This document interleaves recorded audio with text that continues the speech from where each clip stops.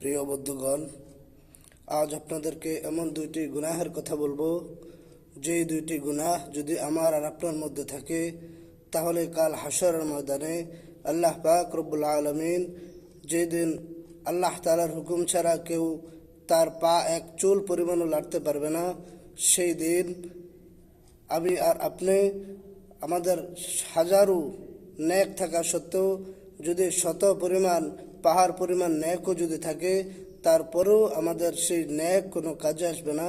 আমাদেরকে নিঃস্ব হয়ে অবশেষে জাহান্নামে যেতে হবে। আজ শুধু সেই দুইটি গুনাহের কথা বলবো, তবে মনোযোগ দিয়ে শুনতে থাকুন। আল্লাহ তাআলা সূরা নিসার 48 নম্বর আয়াতের মধ্যে বলেন, ইন্নাল্লাহা লা ইয়াগফিরু আই ইউশরাকা বিহি ওয়া ইয়াগফিরু মা দুনা যালিকা লিমান ইয়াশা। আল্লাহ তাআলা বলেন, নিশ্চয়ই আল্লাহ তাআলা যারা শিরিক করে সেই শিরিকের গুনাহ আল্লাহ তাআলা কখনো মাফ করবেন না। এই দুইটা গুনাহ ছাড়া যদি অন্য গুনাহ করে আল্লাহ তাআলা চাইলে সেই গুনাহ সমূহ মাফ করে দিতে পারেন, কিন্তু আল্লাহ তাআলা কখনো শিরিকের গুনাহ মাফ করবেন না। 2 নম্বর, আল্লাহ রসুল সাল্লাল্লাহু আলাইহি ওয়াসাল্লাম সাহাবায়ে কেরাম রাদিয়াল্লাহু আনহুমদেরকে জিজ্ঞাসা করলেন, ও সাহাবারা, তোমরা বলো তো দেখি কাঙ্গাল কাহাকে বলে? সাহাবায়ে কেরাম রাদিয়াল্লাহু আনহুম বললেন, ইয়া রাসূলুল্লাহ, কাঙ্গাল তো আমরা তাদেরকে বলি যাদের ঘর বাড়ি টাকা পয়সা ধন দৌলত কিছুই থাকে না। আল্লাহ রসুল সাল্লাল্লাহু আলাইহি ওয়াসাল্লাম বলেন, না, এটা তো দুনিয়ার কাঙ্গালের কথা বলছো, আখিরাতের কাঙ্গালকে বলতে পারো? সাহাবায়ে কেরাম রাদিয়াল্লাহু আনহুম বললেন, আল্লাহ এবং আল্লাহর রসুলই এই ব্যাপারে সবচেয়ে ভালো জানেন।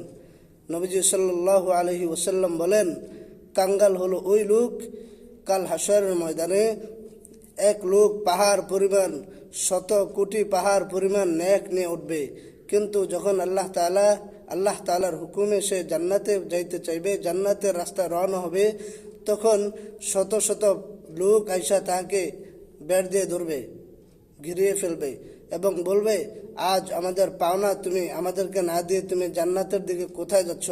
আজ আমাদের পাওনাগুলা দিয়ে যাও। তখন সেই লোককে তখন ফেরেশতাদেরকে আল্লাহ তাআলা আদেশ করবেন, ও ফেরেশতারা, আজ তাহাদের পাওনা তুমি তাহাদেরকে বুঝিয়ে দাও। তখন পাওনাদারদেরকে বলা হবে, তোমরা কে কি পেয়েছো তার কাছ থেকে, কে কি পাওনা? তখন আল্লাহ রসুল সাল্লাল্লাহু আলাইহি ওয়াসাল্লাম বলেন, তখন ফেরেশতাগণ যার যার পাওনা তাহার নেক আমল থেকে বুঝিয়ে দিয়ে দিবেন। অবশেষে যখন তাহার নিকট আর কোনো নেক আমল থাকবে না, ফেরেশতারা আল্লাহ তাআলাকে বলবেন, ও আল্লাহ, আপনার এই বান্দার তো পাওনাদার এখনো রয়ে গেছে, এখনো তাহার নেক আমল তো আর নাই, আমরা কি করতে পারি? আল্লাহ পাক রব্বুল আলামিন তার ফেরেশতাদেরকে আদেশ করবেন, তাহলে এই ব্যক্তির যত গুনাহ আছে, এই ব্যক্তির গুনাহ সমূহ তোমরা তাহাদের যত গুনাহ আছে সকল গুনাহ তোমরা এই লোককে বন্টন করিয়ে দিয়ে দাও। তখন আল্লাহ পাক রব্বুল আলামিনের এই হুকুমের অনুসারে ফেরেশতাগণ কাজ করিবেন। তাহলে মূল কথা হচ্ছে, 2 নম্বর, হুকুকুল ইবাদ, বান্দার হক আল্লাহ তাআলা কখনো মাফ করবেন না। যদিও আল্লাহ তাআলা মাফ করার শক্তি বা ইচ্ছা আছে, কিন্তু আল্লাহ তাআলা অবশ্যই হুকুকুল ইবাদ, বান্দার হককে কখনো মাফ করবেন না।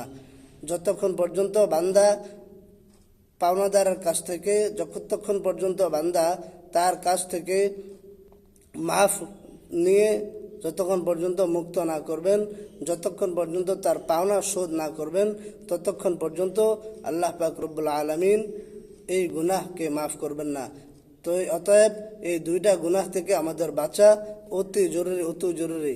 আর যদি এই চ্যানেলটি আপনার কাছে ভালো লাগে, অবশ্যই একটা সাবস্ক্রাইব করে যাবেন।